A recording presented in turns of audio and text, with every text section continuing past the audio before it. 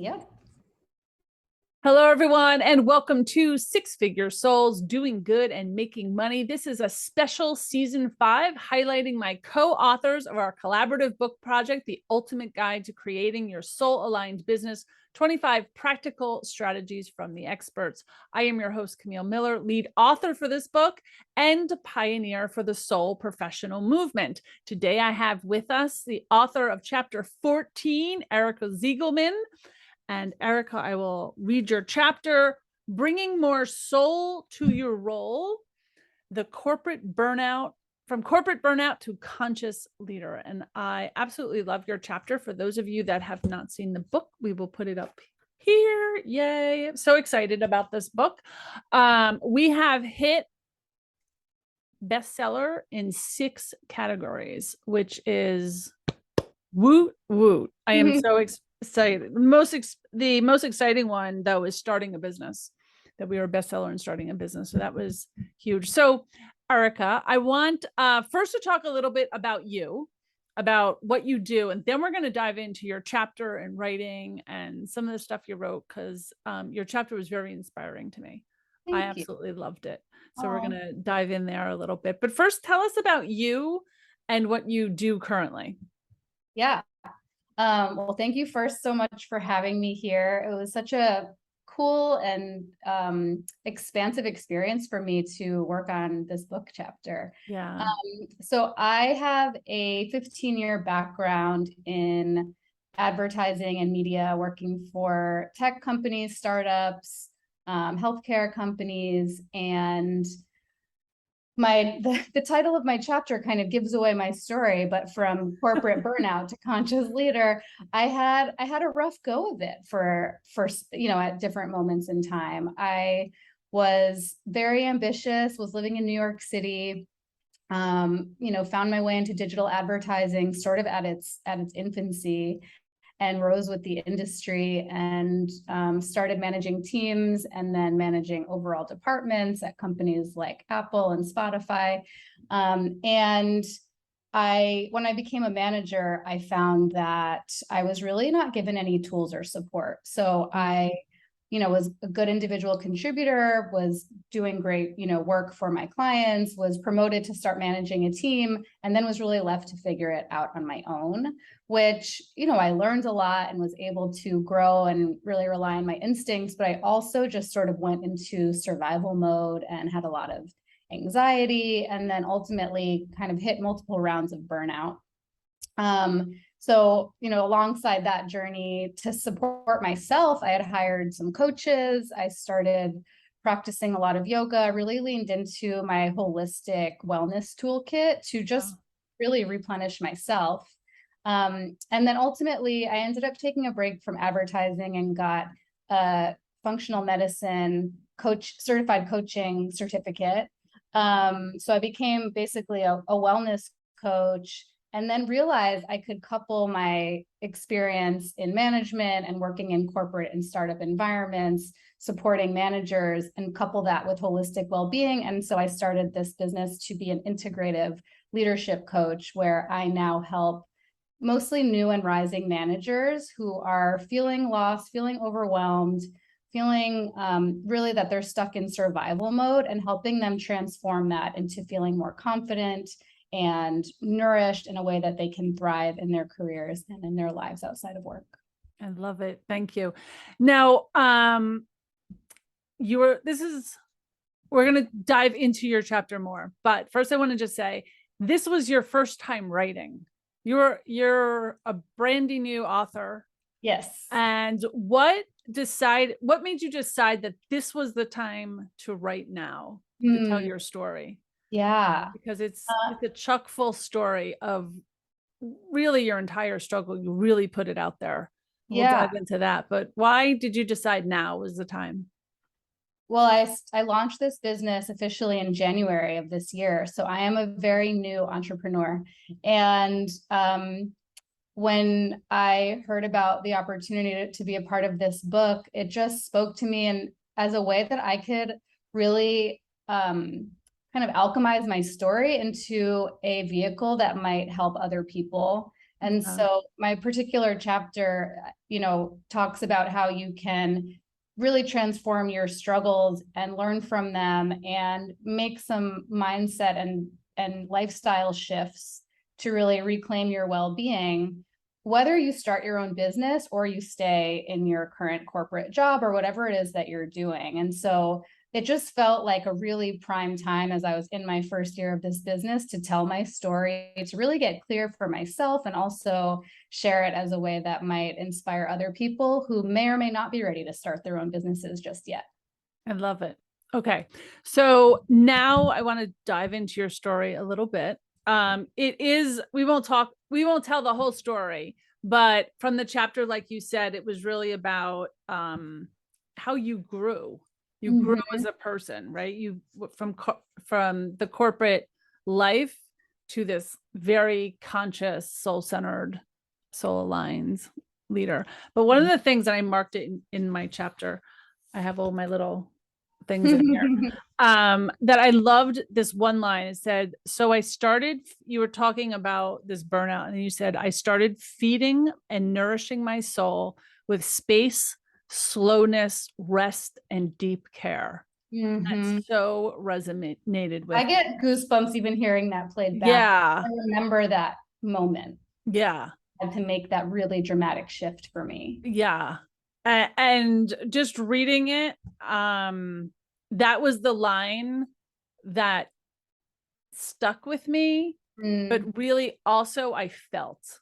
Yeah. That's like when you showed me how you and I felt that shift in myself too as I read it. Because the next line goes, your coach at the time was saying your work is only 30% about what you do, and the other 70% is who you are, which I love that. So you can tell her that was amazing too. And I was like, oh my gosh, because here at NLBP, we're always saying it's who you are, not what you do. Right. And when you do the inner work, that's what creates your outer success. 100%. But doing your business and growing your business and who you are is all about the self-love, who you believe you are, and how you nourish your soul that creates what you are on the outside, or whatever success leads to you. But this is what you said. This was you becoming a conscious leader. And you go on to say how you studied the yoga, the meditation, the breath work, and how you also found your way to functional medicine, which you talked about, and the health coach certification.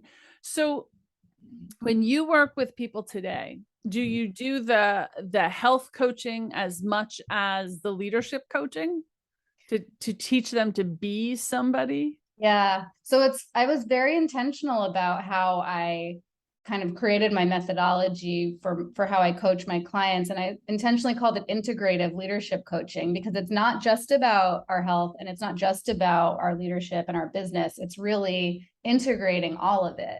And so in my method, we do a lot of intentional mindfulness included with every session. We always start with a grounding exercise. We really drop out of our kind of rational monkey minds and into our bodies so we can access our intuition and really relate from a deeper place.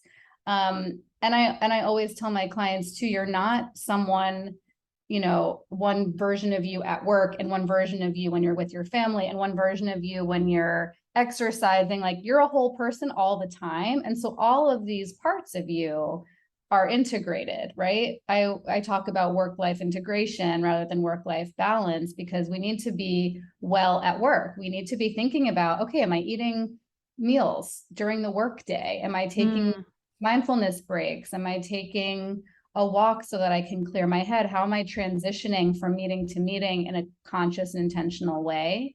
And it does not happen overnight, but when we start to build this awareness, and really, like, it's the micro moments, right? I like that word. Yeah, that help us sustain our energy so that we don't get to the point where we're totally depleted and then need to take a dramatic sabbatical to recharge. I love that. It's both. It's both. I talk about very practical, management skills, and we talk about leadership growth and how to be more confident managing your team, how to develop people. We talk about all of the leadership elements, and we bring in the self-care and the self-nurturance so that we're whole, happy, nourished humans in the workplace. Yeah. I mean, I think that's what we call our soul professional, but I love the word integrated, like an integrated professional is also that when you're we always say it's about dovetailing your life and your business, like dovetail those two worlds. Yeah. You feel like you're walking two paths and you're shedding your professional self at the door when you're walking in, then you're keeping them separate. You're not integrated. That's a big eye-opening moment of, you know what, maybe I'm living two lives here. Yeah. And I need to kind of dovetail what I'm doing. Yes, I love that, the word dovetail too. And it's also this notion of kind of shifting from how success appears on the outside, where we're driven and we're getting promoted and we have the title and the salary and we're just kind of like grinding and hustling, to like, what does success feel like on the inside? And for me, back to the quote, for me, it really required me slowing down so that I could actually feel what I was experiencing, so that I could take it in, so that I could connect with myself and with the other people that I was working with and people outside life.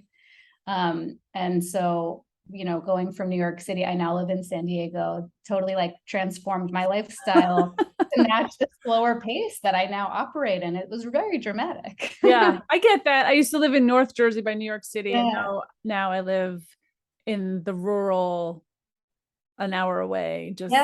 And even when I go up there and drive, I'm like, oh my God. It's a totally different mindset of living.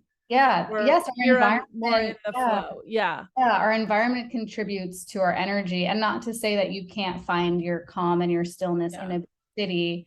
But for me, I kind of went through my initial transformation in New York, and then with COVID and other things, I decided it was time to change my environment as well. Yeah.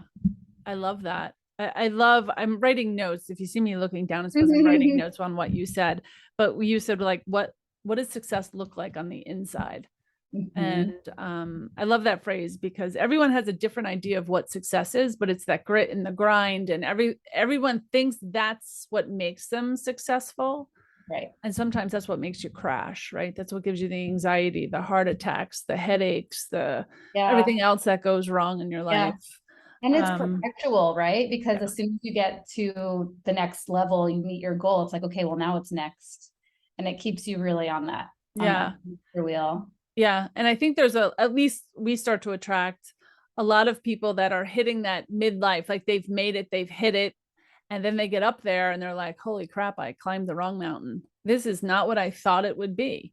I have the money, I have the house, I have the cars, I have the stuff that I thought meant success. Yeah.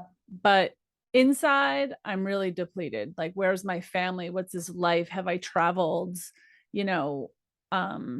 I think a lot of people hit that. I hit that as well. Yeah, I did too.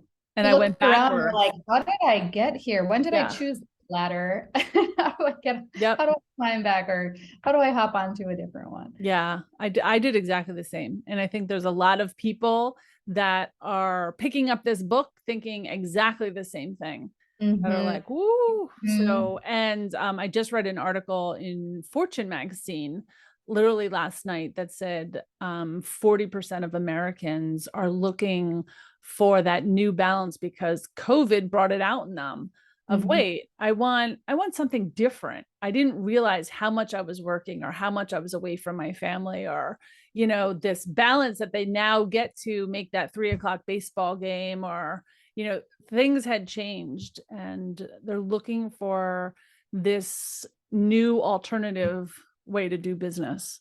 So I believe it's more purpose driven and conscious and all of those, words that we're using.